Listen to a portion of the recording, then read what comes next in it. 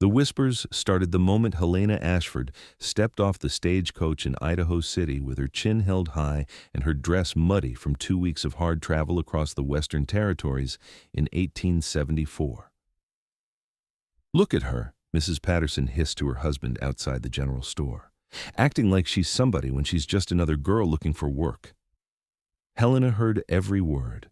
She had been hearing variations of the same sentiment since she left St. Louis with nothing but a carpet bag and her mother's wedding ring sewn into the hem of her petticoat. Her mother had taught her to walk with dignity, to speak properly, to conduct herself with grace regardless of circumstance. What her mother had not taught her was how to apologize for refusing to bow and scrape just because poverty had come knocking at their door. The mining town sprawled across the mountainside like a collection of children's blocks tossed carelessly by a giant hand. Wooden buildings leaned against each other for support, their paint peeling in the harsh mountain sun. Men covered in dust from the mines trudged through streets that turned to rivers of mud when it rained. Helena clutched her bag tighter and walked toward the boarding house where she had arranged a room. "You must be Miss Ashford," the boarding house keeper said, looking her up and down with sharp eyes. "I'm Mrs. Chen. You'll be sharing a room with 2 other girls who work at the laundry. $5 a week, paid in advance." Helena counted out the coins carefully. She had exactly $17 left to her name. "I understand there might be work available at the hotel?" "The Grand Hotel needs a girl at the front desk," Mrs. Chen said. "But I'll warn you now, they've turned away 3 girls already. Mr. Pearson wants someone who knows how to deal with refined guests. Most girls around here don't have the education or the manners." "Then perhaps I shall be better suited," Helena said, keeping her voice pleasant, despite Mrs. Chen's dubious expression. The next morning, Helena put on her best dress, a deep blue cotton that had been fashionable 2 years ago in St. Louis. She brushed her honey-colored hair until it shone and pinned it up in a neat arrangement. When she looked in the cracked mirror, she saw her mother's face staring back at her, the same determined set to the jaw, the same green eyes that refused to show defeat. The Grand Hotel was the finest establishment in Idaho City, which meant it had glass windows without cracks and a floor that did not slant noticeably to one side. Mr. Pearson, a portly man with mutton chop whiskers, examined her as though she were a horse he was considering purchasing. "You have references?" he asked. "I have letters from my former employer in St. Louis," Helena said, producing them from her bag. "I kept the books for a textile merchant and managed his correspondence for 3 years. Mr. Pearson read the letters with raised eyebrows. "These are quite impressive. Why did you leave such a position?" "The business closed when Mr. Thornton passed away," Helena said, which was true enough. She did not mention that Mr. Thornton had been her father's closest friend, or that his death had coincided with her family losing everything when her father's investments failed spectacularly. She did not mention that her father had taken his own life shortly after, or that her mother had followed him to the grave within 6 months from what the doctor called a broken heart, but Helena knew was shame and despair. "Disha, I can offer you $8 a week," Mr. Pearson said. "You'll work 6 days, managing the front desk, keeping the books, and handling correspondence with our suppliers in San Francisco and Portland. You'll be expected to maintain a professional demeanor at all times. Can you start today?" "Yes, sir," Helena said, relief flooding through her. She learned the work quickly, and within a week she had reorganized the hotel's chaotic record-keeping system and negotiated better rates with 2 suppliers. Mr. Pearson looked at her with something approaching respect, but the other residents of Idaho City were less impressed. "She thinks she's better than everyone else," Helena heard one of the saloon girls say as she walked past, "just because she talks fancy and keeps her nose in the air." "Someone needs to take her down a peg," another voice agreed. "Girl like that, with no family and no money, she's got no right acting so high and mighty." Helena kept walking, her back straight, her face composed. She would not give them the satisfaction of seeing her hurt or angry. Pride was all she had left, the only inheritance her mother had been able to leave her. She would not surrender it for anyone's comfort. It was on a Thursday afternoon in late September when Dalton Donovan walked into the Grand Hotel and changed everything. Helena was behind the desk, carefully entering figures into the ledger, when a shadow fell across her work. She looked up and found herself staring at the broadest chest she had ever seen on a man. Her eyes traveled upward past the buckskin shirt that strained across shoulders as wide as an axe handle, past the powerful column of his throat, to a face that looked like it had been carved from the same granite as the mountains surrounding the town. He stood well over 6 feet tall, with long, dark hair that fell past his shoulders and a beard that was neatly trimmed despite his rough appearance. His eyes were a startling blue, the color of the high mountain lakes she had glimpsed from the stagecoach. He wore buckskin trousers and moccasins, and a knife in a beaded sheath hung from his belt. Everything about him spoke of the wilderness, of places far from civilization and the petty judgments of small-minded people. "I need a room," he said. His voice was deep and rough, as though he did not use it often. "Of course, sir," Helena said, maintaining her professional composure, despite the way her heart had started beating faster. "How long will you be staying?" "A week, maybe 2. Depends on how long my business takes." "That will be $2 per night or $12 for the week if you pay in advance," Helena said, opening the registration book. "May I have your name, please?" "Dalton Donovan." She wrote it carefully in her neat script. "And where are you from, Mr. Donovan?" "The mountains," he said simply. "I've got a cabin about 3 days north of here. I come down twice a year to sell furs and buy supplies." Helena glanced at his hands as he counted out coins. They were large and scarred, the hands of a man who worked hard and knew how to survive. There was dried blood under one fingernail, and she tried not to think about what animal it might have come from. "You're the new girl everyone's talking about," Dalton said suddenly, looking at her directly for the first time. His gaze was intense and uncomfortably perceptive. "They say you're too proud for your station." Helena felt heat rise in her cheeks, but she met his eyes without flinching. "People say many things, Mr. Donovan. I've found it is best not to concern myself with gossip." "Good answer," he said, and something that might have been approval flickered in those blue eyes. "I've got some things to bring in from my horse. I'll be back." He left, and Helena discovered she'd been holding her breath. She exhaled slowly and tried to focus on her work, but her eyes kept drifting to the door. When Dalton returned with his saddlebags, she showed him to his room on the second floor. He had to duck to pass through the doorway, and the room suddenly seemed much smaller with him in it. "Will you be taking meals in the dining room?" Helena asked. "I'll take breakfast here," Dalton said. "The rest of the time I'll eat where I please." "Of course. Breakfast is served from 6 until 9. If you need anything else, please let me know." She turned to leave, but his voice stopped her. "What's your name?" "Helena Ashford." "Helena," he repeated, as though testing how it sounded. "It suits you."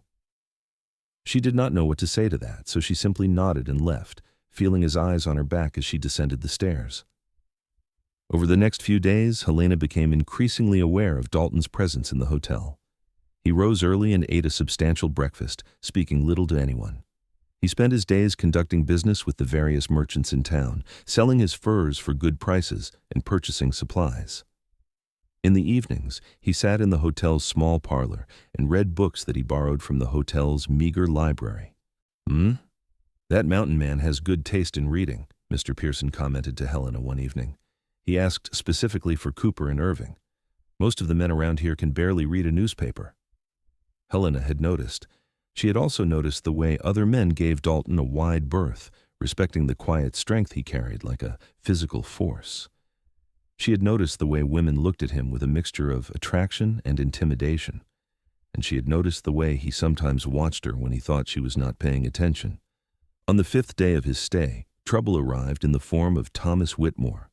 Whitmore was the son of the mining company owner, a young man of 25, who believed his father's wealth entitled him to whatever he wanted. He had been making unwelcome advances toward Helena since her second week in town, and she had been politely but firmly rebuffing him. "Miss Ashford," Whitmore said, swaggering into the hotel with 2 of his friends. He reeked of whiskey, despite the early hour. "I'm here to collect you for a walk." "I am working, Mr. Whitmore," Helena said, not looking up from her ledger. "And I have already told you I am not interested in your company." "Now, that's not very friendly," Whitmore said, leaning on the desk. "A girl in your position should be grateful for the attention of a man like me. You're nobody, sweetheart. You should remember that." "I remember who I am perfectly well," Helena said, finally meeting his bloodshot eyes.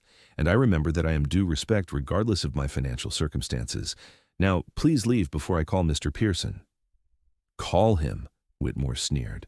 My father owns half this town. You think Pearson is going to choose a nobody like you over the Whitmore family? The lady asked you to leave. The voice came from the parlor doorway.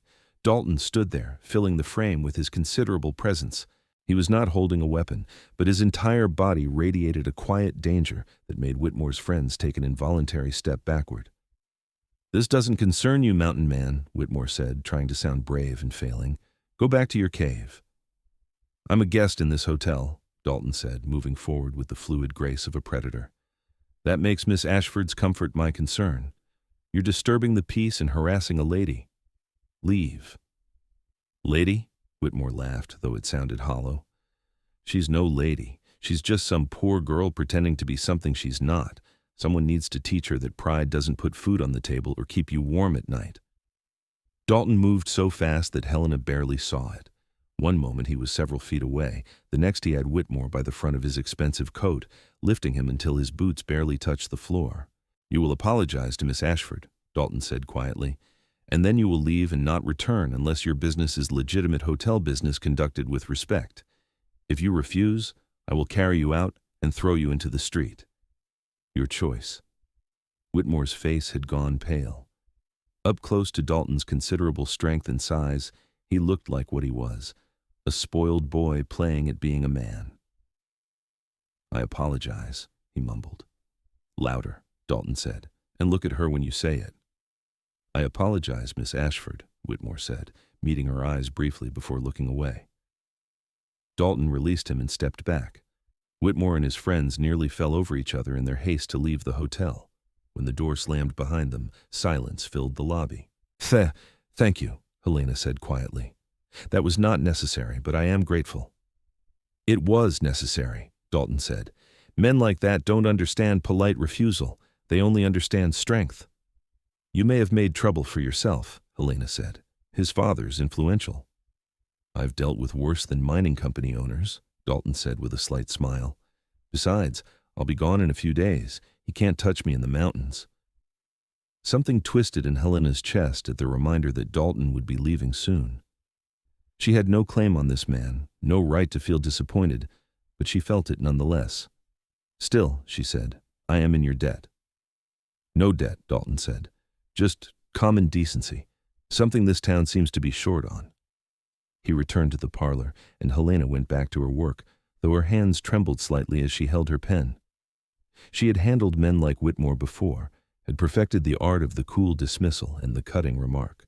But there was something different about having someone defend her, about not having to stand alone against the world's casual cruelties. That evening, after she finished her work, Helena found Dalton in the parlor again. He was reading by the light of an oil lamp, his long legs stretched out before him, looking oddly civilized despite his wilderness clothing. Mr. Donovan, she said hesitantly, may I speak with you for a moment? You can call me Dalton, he said, marking his place in the book and giving her his full attention. And yes, sit down. Helena perched on the edge of a chair across from him. Now that she was here, she was not entirely sure what she wanted to say. I wanted to thank you again for this afternoon, and to apologize if my presence in this hotel has caused you any inconvenience. Why would it cause me inconvenience? People talk, Helena said carefully. They say I am too proud, that I put on airs, that I act above my station. Mr. Whitmore was saying only what many others think. And what exactly is your station? Dalton asked, leaning forward slightly. Who gets to decide that? Society, I suppose, Helena said. I have no family, no money, no prospects. By the measure of this town, I am nobody. That's foolishness, Dalton said flatly. Station is something people made up to make themselves feel important. A man's worth, or a woman's, isn't determined by how much money they have or who their parents were. It's determined by their character, their integrity, their courage. That's a generous philosophy, Helena said with a sad smile. But it is not how the world works. It's how my world works, Dalton said. Up in those mountains, none of the things these people care about matter at all. You know what matters? Can you survive a winter storm? Can you track game when you're hungry? Can you build a shelter that will keep you alive? Can you look at yourself in the mirror and respect what you see? That's all that counts. It sounds lonely, Helena said softly. Sometimes, Dalton admitted, But it's honest. No games, no pretending, no one judging you for things that don't matter. He paused, studying her face. You remind me of a hawk I saw once, caught in a trap some fool hunter set. That hawk was hurt and scared, but it never stopped fighting, never stopped being what it was, proud and fierce and beautiful. Helena felt heat rise in her face at the compliment. What happened to the hawk? I freed it, Dalton said, set the bones in its wing and kept it while it healed. When it was strong enough, I let it go. It flew away without looking back. He was quiet for a moment. You've got that same look about you, like you're trapped in something that's too small for what you are. I am exactly where I chose to be, Helena said, but even to her own ears it sounded defensive. Maybe, Dalton said, but choosing a cage doesn't make it any less of a cage. He picked up his book again, clearly considering the conversation over. Helena sat there for another moment, his words turning over in her mind like stones in a river, smoothing and shaping her thoughts. Why do you come down from the mountains? She asked suddenly. If you prefer the solitude, why not stay there? A man needs some things he can't make himself, Dalton said without looking up from his book. Coffee, flour, ammunition, needles, thread, and books. Can't live without books, not if you want to keep your mind sharp. What are you reading now? He showed her the spine. 2 years before the mast. You read it? Yes, Helena said, surprised. When I was 16. My father had a copy in his library.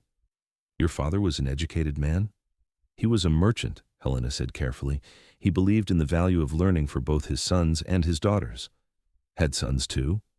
2 older brothers, Helena said, and was surprised to find herself continuing. They went to California during the gold rush in '63. We never heard from them again. And your parents? Gone, Helena said simply. The word encompassed so much grief she could not speak of it directly. I am alone now. Dalton looked at her then, really looked at her, and she had the unsettling feeling he could see past all her carefully maintained defenses to the lonely, frightened girl beneath. Alone isn't the worst thing, he said gently. Sometimes it's better than being surrounded by people who make you feel small. Yes, Helena whispered, because he had put into words something she had felt but never expressed. They talked for another hour, an easy conversation that ranged from books to the beauty of the mountains to the absurdities of town politics. When Helena finally excused herself to go to bed, she felt lighter somehow, as though some burden she had not known she was carrying had been shared. Over the next 3 days, she found herself looking forward to the evenings when Dalton would be in the parlor. They fell into a pattern of conversation, sometimes deep and philosophical, sometimes light and almost playful.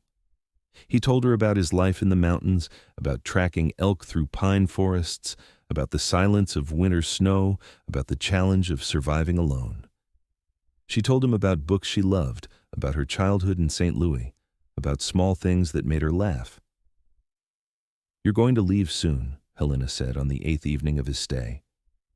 It was not a question. Day after tomorrow, Dalton confirmed.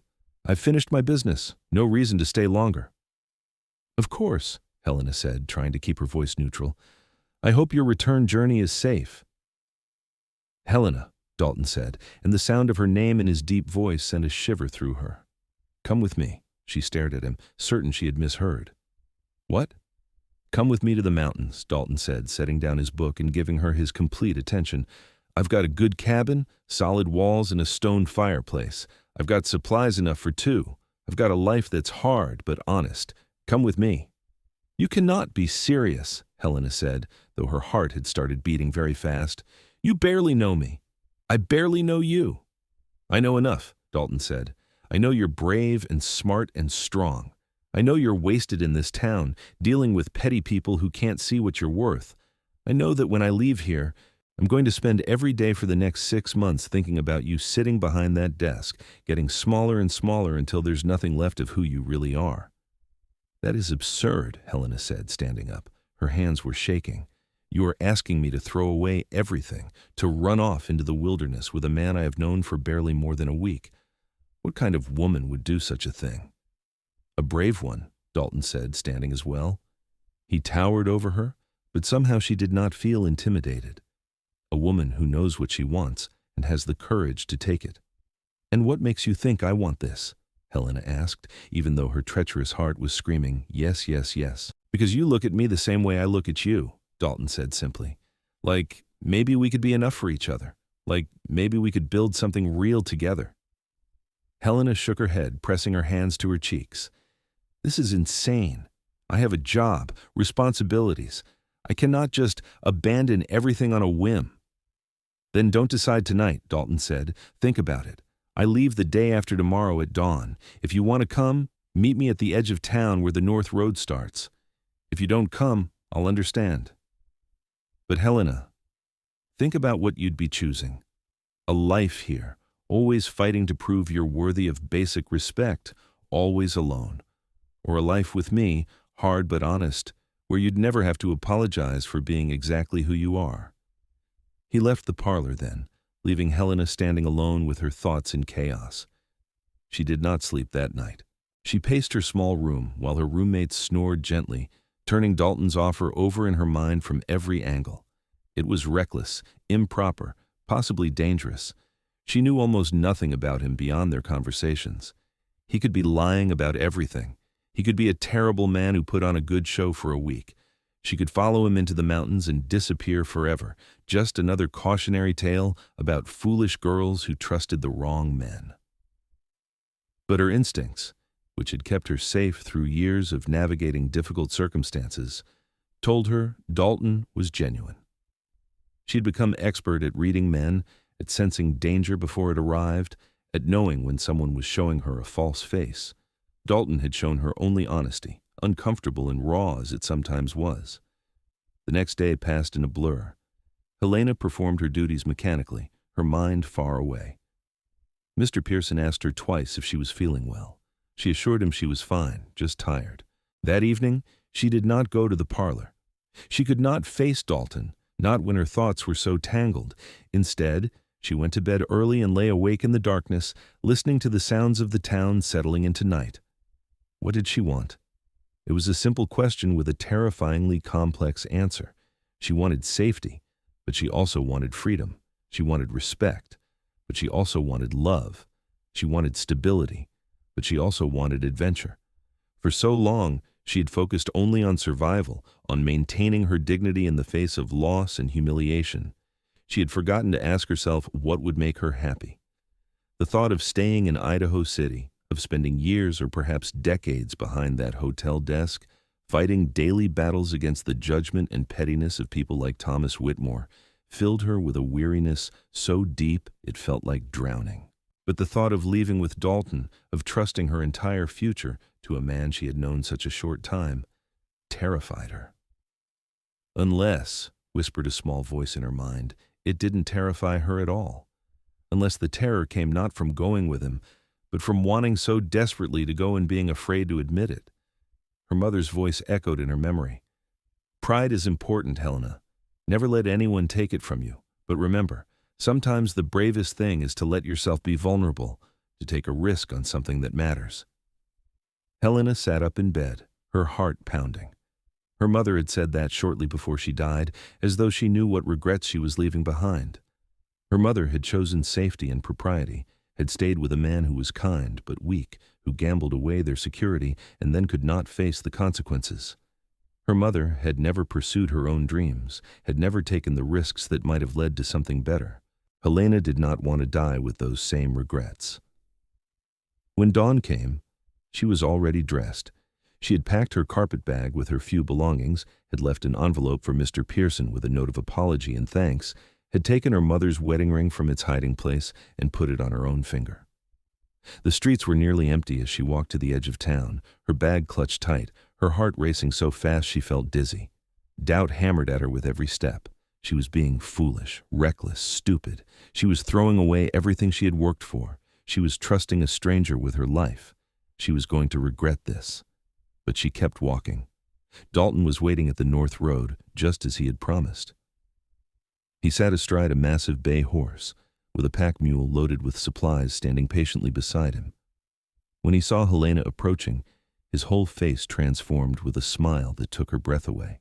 "You came," he said, and there was such joy and relief in his voice that Helena felt tears prick her eyes. "I came," she said. though I think I may have lost my mind entirely." "Probably," Dalton agreed, reaching down to take her bag.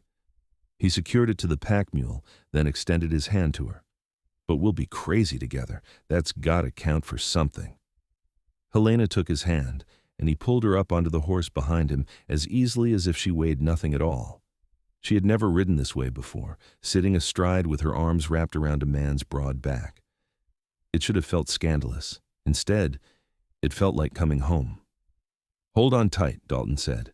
"We've got a long ride ahead of us." As they rode out of Idaho City, Helena looked back once at the town that had judged her so harshly. Then she turned her face forward, toward the mountains rising purple and magnificent in the morning light, toward a future as uncertain as it was thrilling. The journey took 3 days, just as Dalton had said it would. They followed narrow trails through pine forests so thick they blocked out the sun, forded streams running cold and clear with snowmelt, climbed rocky passes where one misstep could mean death. Helena learned to move with the horse's rhythm, to trust Dalton's guidance, to appreciate the staggering beauty of wilderness untouched by civilization. They talked as they rode, Dalton pointing out landmarks and sharing knowledge about the land. "See that tree with the claw marks? Bear territory. We'll give it a wide berth. Those berries there, the red ones, poisonous, but the blue ones just beyond are good eating come late summer." At night, Dalton set up camp with efficient movements born of long practice. He built a fire, cooked simple but filling meals, checked the surrounding area for dangers. Helena watched him work, admiring the competence in every gesture. This was a man who knew exactly who he was and what he could do. There was no pretense, no posturing, just solid capability. "Tell me about your cabin," Helena said on the second night as they sat by the fire watching sparks rise toward the stars. "It's not fancy," Dalton said. "One large room with a sleeping loft. Stone fireplace I built myself. Good stout walls that keep out the cold. There's a stream nearby with trout and a meadow where deer come to graze. In summer, wildflowers grow so thick you can't walk without crushing them. In winter, the snow gets deep enough to bury the windows." "It sounds isolated," Helena said. "It is," Dalton admitted. "Nearest neighbors are 2 days' ride away, a Shoshone family I trade with sometimes. You'll be alone with me most of the time, Helena. If that's going to be a problem, we should talk about it now." Helena considered this. A month ago, the thought of such isolation would have frightened her. But now, after experiencing the constant judgment and gossip of town life, solitude sounded like a gift.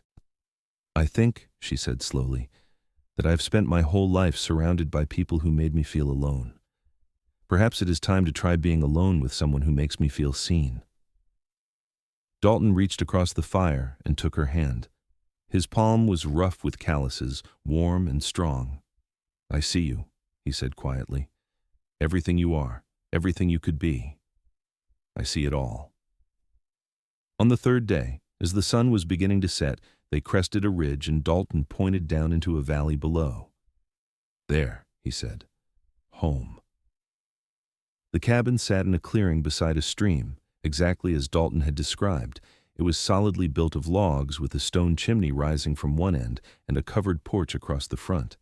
A small barn stood nearby, and beyond that, a meadow stretched toward the tree line. Mountains rose on all sides, creating a natural fortress of stone and timber. "It's beautiful," Helena breathed, and meant it. Dalton smiled, and she felt the tension leave his body. "I was worried you'd think it was too rough, too primitive." "It's perfect," Helena said, and was surprised to realize she meant that too. He helped her down from the horse, and for a moment they stood close together, his hands still on her waist, her palms resting on his chest. She could feel his heart beating, strong and steady. He looked down at her with an expression that made her feel like the most precious thing he had ever seen.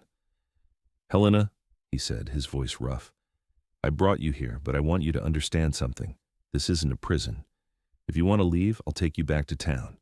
If you want to stay but need time, I'll give you all the time you need. I won't push you into anything you're not ready for." "What if I'm ready now?" Helena asked, surprising herself with her boldness. Dalton's eyes darkened. "Are you sure?" Instead of answering with words, Helena rose on her toes and kissed him.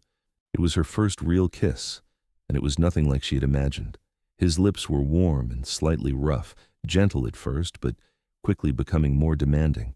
His arms came around her, pulling her close against that wall of muscle and strength, and she felt safe and desired and terrified and exhilarated all at once. When they finally broke apart, both of them were breathing hard. "I'm sure," Helena whispered. Dalton rested his forehead against hers. "I'm going to marry you," he said. "Properly, legally. We'll ride down to the Shoshone village, and their chief can perform the ceremony. Then when we go back to town next spring, we'll do it again in front of a judge if you want, but I won't have you thinking you're anything less than my wife, Helena. I won't have you doubting your place here or your place in my life."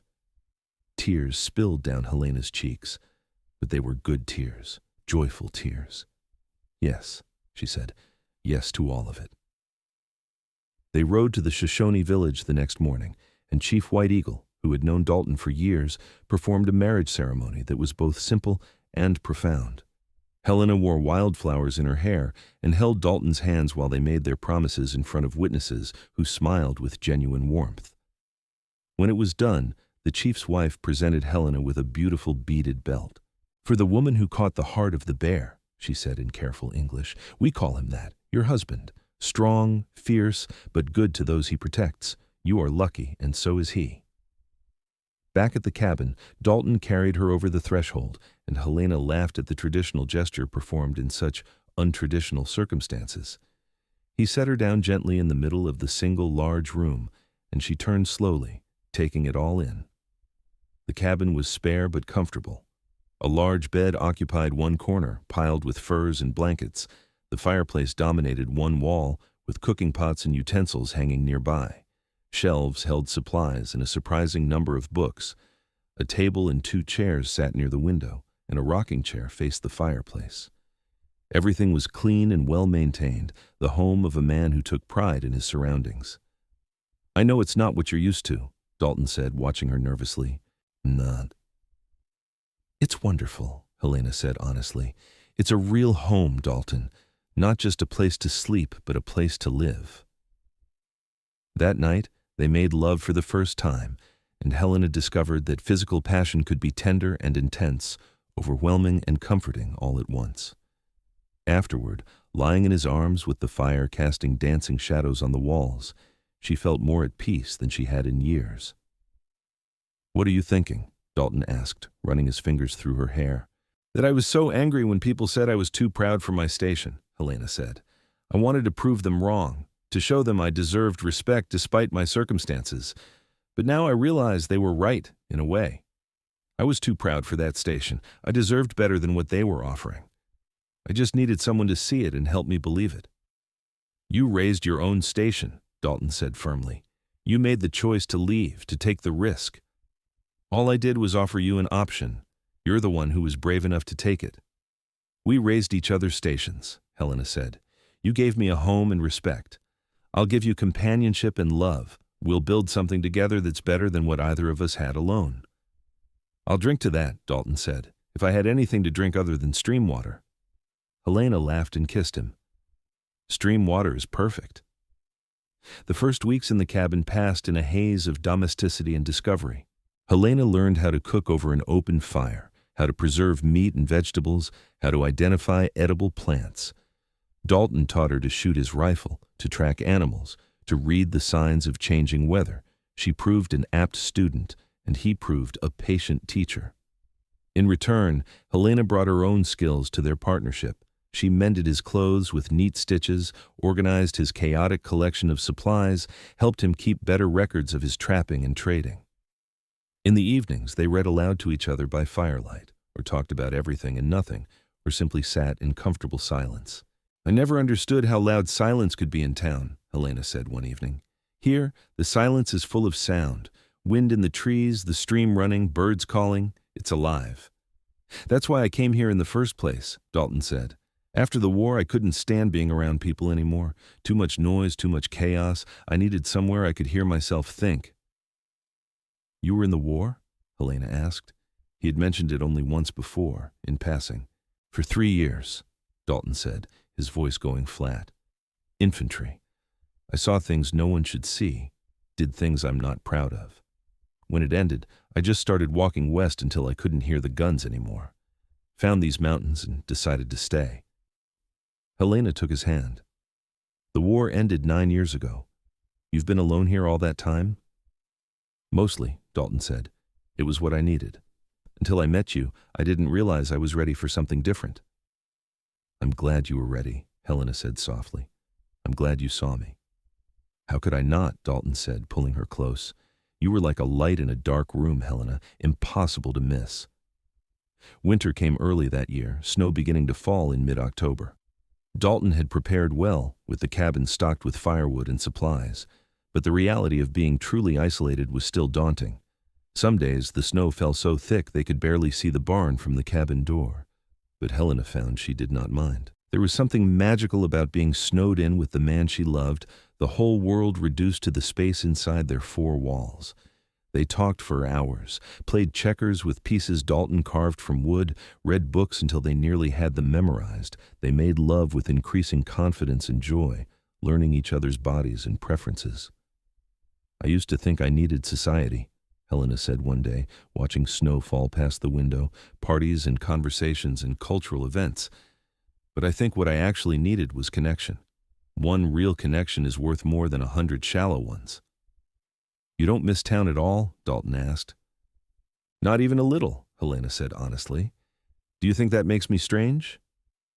I think it makes you smart, Dalton said, coming up behind her and wrapping his arms around her waist. Most people spend their whole lives chasing things that don't matter, trying to impress people who don't care about them. You figured out what was real and chose it. That takes wisdom. In December, a particularly fierce storm trapped them inside for 5 days straight. The wind howled like a living thing, and snow drifted against the walls until it covered the windows. Dalton checked their supplies carefully and rationed the firewood to make sure they would not run out. Are we in danger? Helena asked, trying to keep her voice calm. We're fine, Dalton assured her. I've weathered worse storms than this. We've got enough food for weeks, plenty of water from melting snow, and the cabin is solid. We just have to wait it out. On the third day of being trapped inside, Helena began to feel restless. She had never been good at sitting idle, and the close confines of the cabin, however beloved, were beginning to feel suffocating. Tell me about your family, Dalton said, apparently sensing her mood. You've mentioned them, but never in detail. Helena was quiet for a moment, surprised to find the memories hurt less than they used to. My father was a good man, but a poor judge of character, she said. He trusted the wrong people in business and lost everything. My mother was from a wealthy family, and I think she never quite forgave him for bringing her down in the world. My brothers were adventurers, always chasing the next big opportunity. They left for California and never wrote, never came back. I think they saw our father's failure and wanted nothing more than to distance themselves from it. That must have hurt, Dalton said. It did, Helena admitted, especially when our parents died and I was left alone. I kept thinking my brothers would come back, that they would help me. But they never did. Eventually, I accepted that I only had myself to rely on. You have me now, Dalton said firmly. I won't leave you, Helena. Whatever comes, we'll face it together. I know, Helena said, and realized she believed it completely. I trust you, Dalton. That's something I never thought I would be able to say to anyone again. When the storm finally broke, they emerged to a world transformed. Snow lay thick and pristine over everything, turning the landscape into something from a fairy tale. The sky was a brilliant blue, and the sun glinted off ice crystals until everything sparkled. It's beautiful, Helena breathed, standing on the porch and looking at the transformed valley. It's deadly, too, Dalton said practically. We need to check on the animals, make sure the barn roof held, and dig out paths before the next storm comes. They worked together, and Helena discovered that she was stronger than she had known. The physical labor, which would have exhausted her months ago, now left her pleasantly tired rather than depleted. She was adapting to this life, becoming capable in ways she had never imagined. Christmas came, and although they had no decorations or fancy food, they made it special. Dalton surprised Helena with a gift he had been secretly carving for weeks, a beautiful wooden box inlaid with designs of mountains and trees. For your treasures, he said. Everyone needs a place to keep the things that matter. Helena placed her mother's wedding ring inside, along with the letters of reference from St. Louis, and a pressed wildflower from the meadow outside. Then she gave Dalton her gift, a shirt she had made from cloth she found in his supplies, embroidered carefully with his initials. "You made this?" Dalton asked, examining the neat stitching with wonder. "Helena, this is beautiful." "I wanted you to have something nice," Helena said. "Something that shows how much I appreciate everything you've given me." Dalton pulled her into his arms. "You've given me just as much. Before you came, this was just a place I lived. Now it's a home." As winter slowly gave way to spring, Helena realized she was happy in a way she had never been before. The work was hard, the isolation was real, but she felt more herself than she ever had in civilization. She was not performing for anyone, not trying to prove her worth, not fighting against constant judgment. She was simply Helena, Dalton's wife, a woman building a life in the mountains. In April, they made the journey down to the Shoshone village again, bringing furs to trade and gifts for the chief and his family. The villagers welcomed them warmly, and Helena felt a sense of community that had been missing in Idaho City. These people did not judge her or question her place. They accepted her as Dalton's wife and treated her with respect. "You should come for the summer celebration," the chief's wife, Snow Moon, said. "It is good to have friends, even in the mountains." "We will," Helena promised, and meant it. They also rode to a small settlement 2 days further south, where a circuit judge was holding court. Dalton insisted they register their marriage officially, despite having already married in the Shoshone ceremony. "I want there to be no question," he said. "No way anyone can claim our marriage isn't legal or proper." The judge, an older man with kind eyes, performed the brief civil ceremony and entered their names in his records. "Where will you be living?" he asked. "In the mountains, 3 days north of Idaho City," Dalton said. The judge nodded. "Remote but beautiful country. I wish you both happiness." "We already have it," Helena said, smiling at Dalton. On the ride back to the cabin, they stopped at an overlook that gave a view of the valley spread out below. Wildflowers were beginning to bloom, painting the meadows with splashes of color. "Do you ever regret leaving Idaho City?" Dalton asked. "Never," Helena said firmly. "Not for a single moment. The people there said I was too proud for my station, that I needed to be taken down a peg, that I should be grateful for whatever scraps of respect they deigned to throw me. But you showed me something different. You showed me that the problem was not my pride, but their smallness. You raised my station to match my pride, Dalton. You gave me a life worthy of the respect I knew I deserved." "No," Dalton said, cupping her face gently in his hands. "You raised your own station by having the courage to choose something better. I just provided the option. Everything you have, you earned through your own bravery." "Then we raised each other's stations," Helena said. "Because you were living half a life before I came, hiding in these mountains from the world. I gave you a reason to engage with life again, to build something bigger than just survival." "That's fair, Heat," Dalton said with a smile. "We saved each other." That summer was the happiest time of Helena's life. The meadow exploded with wildflowers, just as Dalton had promised. They tended a garden Helena planted near the cabin, growing vegetables that would help sustain them through the next winter. They went on long walks through the mountains, with Dalton teaching her the names of plants and animals, the patterns of the seasons, the stories written in the land itself. In July, they attended the summer celebration at the Shoshone village, where Helena met other women who had chosen unconventional lives in the wilderness. She found kinship with them, a sense of belonging she had never experienced with the proper ladies of Idaho City. "You look different," Snow Moon commented as they sat together watching the dancing. "When you first came, you were like a deer ready to bolt at any sound. Now you are settled, grounded." "I am home," Helena said simply. "For the first time in my life, I am truly home." In August, Helena began to suspect she might be pregnant. She said nothing to Dalton at first, wanting to be certain. But when 2 months passed with no doubt remaining, she told him one evening as they sat watching the sunset from the porch. "I'm going to have a baby," she said quietly. Dalton went very still. "You're sure?" "Yes, the baby should come in March, I think." Dalton let out a whoop of joy that echoed off the mountains, then picked Helena up and spun her around until she laughed and begged him to stop. When he set her down, his eyes were wet with tears. "A baby," he said in wonder. "We're going to have a baby." "Are you happy?" Helena asked, suddenly uncertain. I know we haven't talked about children. I know it will make life harder, especially out here. Happy? Dalton said. Helena, I'm the happiest man alive. A family, a real family, something I never thought I'd have. Of course I'm happy. He spent the next months in a flurry of preparation, building a cradle from smooth pine wood, expanding the cabin with a small addition to give them more space, stockpiling extra supplies for the winter. Helena watched him with amusement and deep affection. This strong, capable man was going to be a father, and she had no doubt he would be a good one. Winter came again, but this time Helena was not afraid. She knew the rhythms of isolation now, knew how to find joy in small things. She knitted tiny clothes for the baby, planned and prepared, talked with Dalton about names and futures. I want to name him after my father if it's a boy, Helena said one evening. His name was Henry. He made mistakes, but he loved me, and I want to honor that. Henry is a good name, Dalton said, and if it's a girl. What was your mother's name? Helena asked. Rose, Dalton said softly. She died when I was 10, but I remember her being kind and strong. Then Rose if it's a girl, Helena said, taking his hand and placing it on her swelling belly. Either way, this child will be loved and valued. We'll raise our children to know their worth is inherent, not dependent on society's judgment.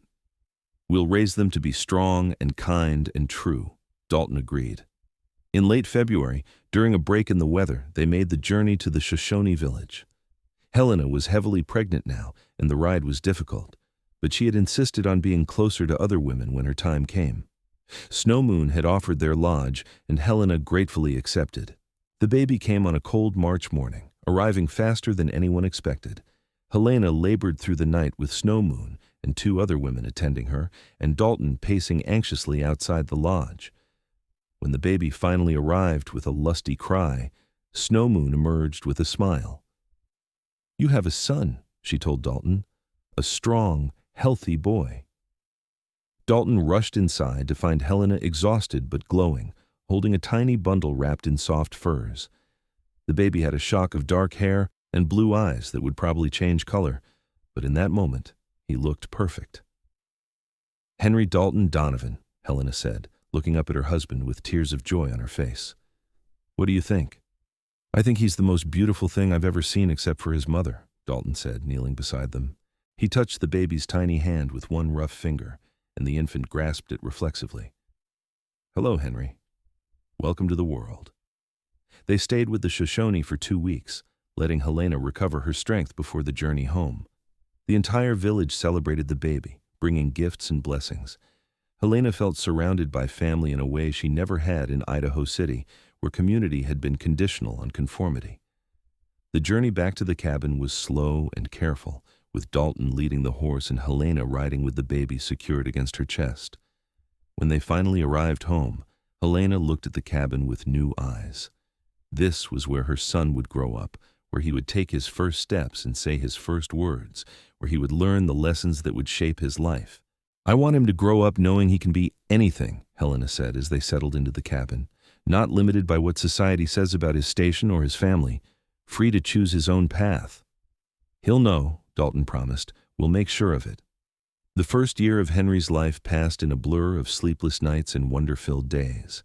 Helena discovered reserves of strength she had not known she possessed, managing the demands of an infant while still contributing to the household work. Dalton proved to be a doting father, caring for Henry with surprising gentleness for such a large man. In the summer, they visited the Shoshone village again, and everyone exclaimed over how much Henry had grown. He was a happy baby, quick to smile, fascinated by everything around him. Watching him, Helena felt a fierce protective love unlike anything she had known before. He'll never know what it's like to be looked down on, she said to Dalton one evening. He'll never feel the shame and humiliation I felt in Idaho City. No, Dalton agreed, but he'll know hard work and harsh weather and isolation. This life isn't easy, Helena. Are you sure you want this for him? I want him to know real things, Helena said. Love and work, and the satisfaction of building something with your own hands. Those are worth more than all the social acceptance in the world. When Henry was a year old, Dalton suggested they make a trip to Idaho City. We need supplies I can't get through trading, he explained, and I thought you might want to show off our son. Helena considered this. A year ago, the thought of returning to Idaho City would have filled her with dread and defiance. Now, she felt only curiosity. How would it feel to walk through those streets as Dalton's wife, as a mother, as a woman who had found her place in the world? "All right," she agreed, "but only for a few days. I don't want to be away from home longer than necessary." They made the journey in early autumn, when the weather was mild and the mountain passes were clear. Idaho City looked exactly the same, as though it had been frozen in time while Helena's entire life had transformed. They stayed at the Grand Hotel, and Helena felt a strange disconnect walking through the familiar lobby. Mr. Pearson did a double-take when he saw her. "Miss Ashford?" he said. "I mean, Mrs. Donovan? Is that really you?"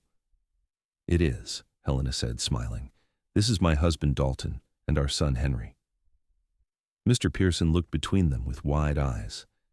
"We heard rumors you had run off with a mountain man, but I hardly believed it. You disappeared without a trace." "I left a note," Helena reminded him gently. "Yes, but still we worried. Some people said you must have come to a bad end." He paused, looking at the strong man beside her and the healthy baby in her arms. "I can see those worries were unfounded." "Very unfounded," Helena agreed. "We've been very happy." Word spread quickly through town that Helena had returned, and people found excuses to walk past the hotel and catch a glimpse of her. She heard whispers, saw stares, and felt the old judgment rising. But this time, it did not touch her. She was not the desperate girl who had arrived 2 years ago. She was a wife and mother, a woman who had built a good life through courage and choice. On the second day, Thomas Whitmore appeared at the hotel. He looked older, dissipated, his eyes bloodshot and his clothes disheveled. He stopped when he saw Helena, staring at her with something like regret. "I heard you were back," he said. "I wanted to apologize for how I behaved before. I was drunk and stupid, and I said terrible things." "You did," Helena agreed calmly.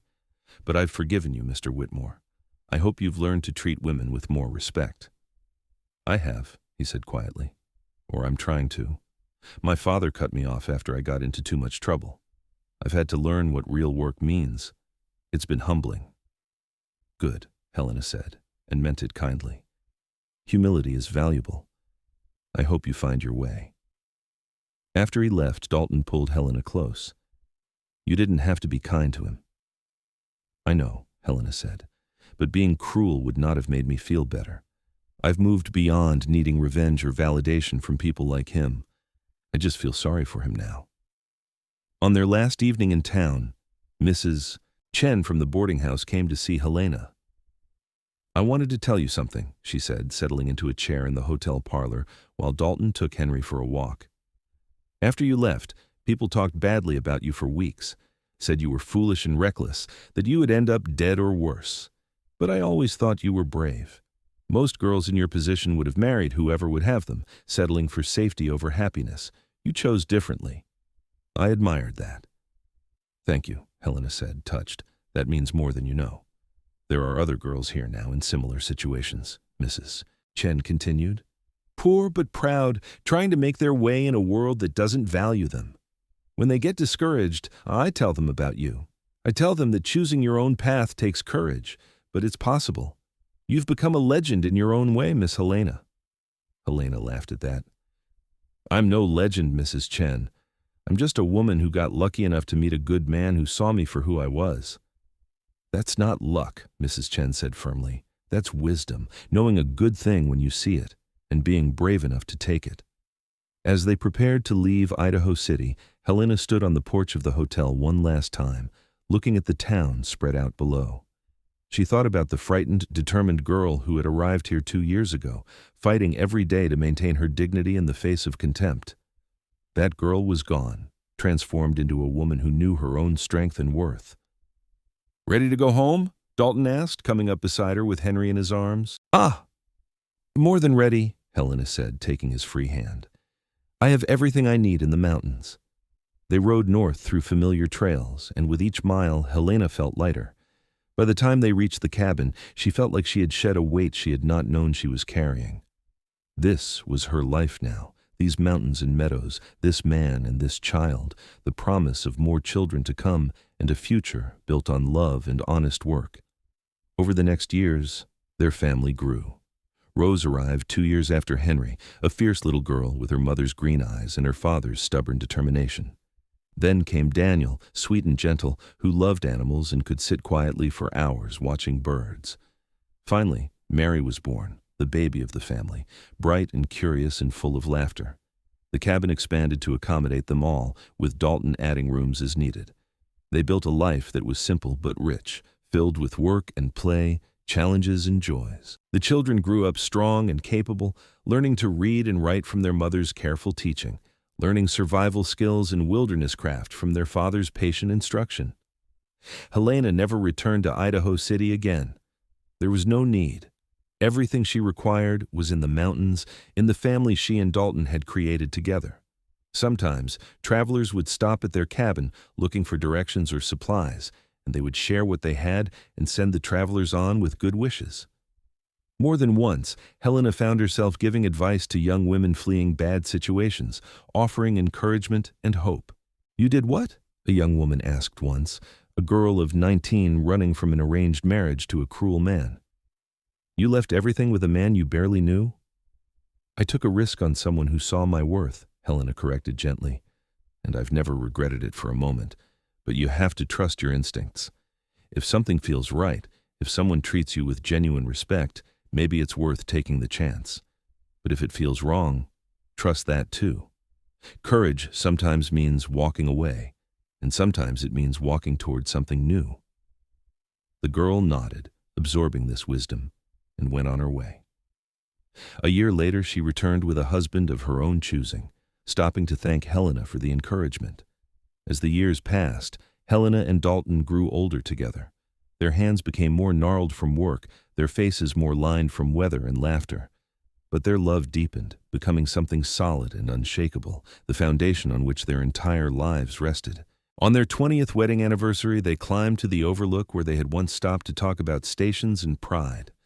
The children were all old enough now to be left alone for a day, and Helena and Dalton wanted to spend time together in the place that held so many memories. "Do you remember what you told me here?" Helena asked, looking out over the valley spread below. "You said I raised my own station by choosing something better." "I remember," Dalton said, putting his arm around her shoulders. "I meant every word." "The people in Idaho City said I was too proud for my station," Helena said thoughtfully. "They meant it as an insult, but they were right. I was too proud to accept being treated as less than I was worth. I was too proud to settle for a life of constant judgment and diminishment. That pride saved me, Dalton. It led me to you." "And you led me back to life," Dalton said. "I was hiding in these mountains, nursing old wounds and telling myself I was content. But I was just existing, not living. You taught me the difference." "We saved each other," Helena said, echoing words they had spoken many times over the years. "You raised my station to match my pride, and I raised yours to match your worth. So we built something worthy of us both," Dalton finished, kissing her temple. "A life neither of us could have created alone." They sat in comfortable silence, watching the sun paint the mountains gold and purple, thinking about the journey that had brought them here. Helena thought about the girl she had been, proud and frightened and alone, fighting daily battles against a world determined to diminish her. She thought about the woman she had become, strong and content and surrounded by love. The transformation had required courage, yes, but also the willingness to trust, to risk, to believe that something better was possible. "What do you think the children will do?" Helena asked eventually, "when they're grown and ready to make their own paths?" "Henry will probably stay in the mountains," Dalton said. "He's got the wilderness in his blood. Rose might surprise us. She's got ambitions beyond trapping and hunting. Daniel will find somewhere quiet where he can study animals and nature. I think Mary might do anything. She's got your courage and your pride, Helena. She'll demand the world respect her, and she'll get it." "I hope so," Helena said softly. "I hope they all find what we found. Love, respect, a place in the world that fits who they are. That's all any parent can want for their children." As the sun set and the first stars appeared, they made their way back down to the cabin where their children waited. Smoke rose from the chimney, and laughter drifted from the open windows. This was home, this place they had built together through years of work and love. This was the life Helena's pride had led her to, and Dalton's strength had made possible. Years continued to pass in the steady rhythm of mountain life. The children grew and began to forge their own paths, just as Dalton had predicted. Henry built his own cabin a day's ride north, marrying a Shoshone woman and starting his own family. Rose shocked everyone by announcing she wanted to become a teacher, and with her parents' blessing and financial support, she traveled east to a training college and returned to establish a small school in the settlement south of the mountains. Daniel became a naturalist, spending his days documenting the wildlife and plants of the region, his careful drawings and notes eventually finding their way to universities in the east. And Mary, fierce and brilliant Mary, became a lawyer, one of the first women to practice in the Western Territories. She traveled between towns, defending people who could not defend themselves, fighting for justice with the same determination her mother had once used to maintain her dignity in Idaho City. Helena and Dalton watched their children's successes with pride, knowing that the life they had built, the values they had instilled, had given their children the foundation to become whoever they chose to be. They had broken the chains of station and expectation, and their children were reaping the benefits. On a warm summer evening in 1899, when Helena was 52 and Dalton was 58, they sat together on the porch watching the sunset. Their hands were weathered and worn. Their hair was streaked with silver, but their eyes still held the same light they had seen in each other 25 years ago in the lobby of the Grand Hotel. "Do you ever wonder what would have happened if you had not come into the hotel that day?" Helena asked, a question they had asked each other many times over the years. "Yes," Dalton admitted, "and it always makes me grateful I did. I was so close to just staying in the mountains forever, cutting myself off from humanity entirely. But something told me to go to town one more time. I'll always believe that something was fate bringing me to you."